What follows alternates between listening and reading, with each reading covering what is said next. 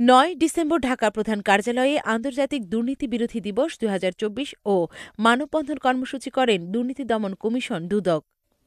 অনুষ্ঠানের media partner Rupashi Bangla television, Dhaka university alumni news. এ সময় প্রধান অতিথি হিসেবে উপস্থিত ছিলেন জনাবা খোরশেদা ইয়াসমিন, দুদক সচিব।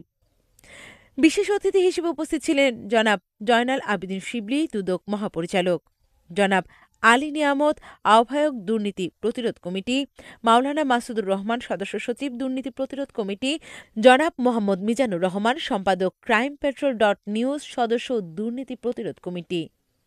আরও উপস্থিত ছিলেন দুর্নীতি দমন কমিশন দুদকের সকল কর্মকর্তা ও কর্মচারী ও সকল গণমাধ্যম কর্মীরা। ইলিয়াস হাওলাদার, বিশেষ প্রতিনিধি।